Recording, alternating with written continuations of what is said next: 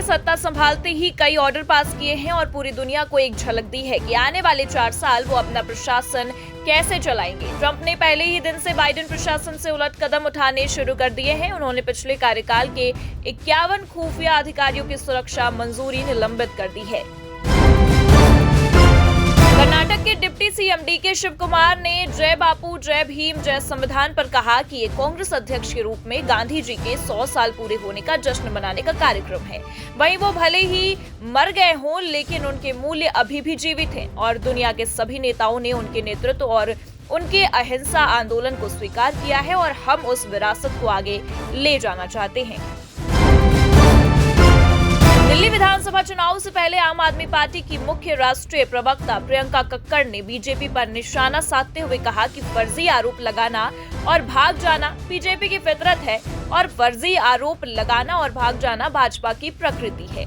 हम काम के बारे में बात करते हैं। दिल्ली में एक ईमानदार सरकार है, जिसके कारण दिल्ली में महंगाई सबसे कम है, प्रति व्यक्ति आय सबसे अधिक है और बेरोजगारी सबसे कम है।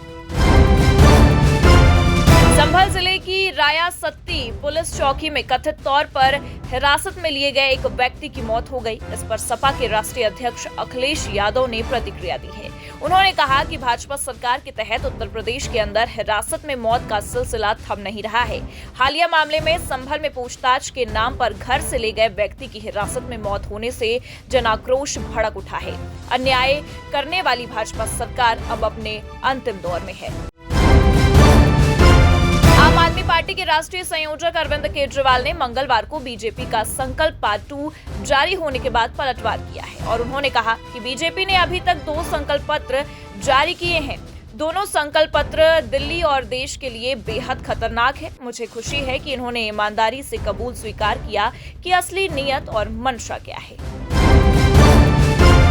दिल्ली चुनाव में अब रामायण को लेकर सियासी हलचल काफी तेज हो गई है। अरविंद केजरीवाल के द्वारा रामायण के एक प्रसंग पर की गई बयानबाजी पर बीजेपी आक्रामक हो गई है। बीजेपी ने अरविंद केजरीवाल के बयान को सनातन का अपमान बताया है, जिस पर अब आम आदमी पार्टी के नेता मनीष सिसोदिया ने पलटवार किया है और उन्होंने कहा कि इनकी राजनीति इतने नीचे गिर चुकी है कि अब ये रावण जैसे प्रतीक का सहारा ले रहे हैं। दिल्ली विधानसभा चुनाव से पहले एक बार फिर कांग्रेस को बड़ा झटका लगा है। आम आदमी पार्टी के राष्ट्रीय संयोजक अरविंद केजरीवाल की काम की राजनीति से प्रभावित होकर कांग्रेस छोड़कर 2 नेता आज मंगलवार को आम आदमी पार्टी में शामिल हो गए हैं। आपको बता दें कि आप की वरिष्ठ नेता और दिल्ली की सीएम आतिशी ने सभी नेताओं को पटका और टोपी पहनाकर आम आदमी पार्टी की सदस्यता दिलाई है।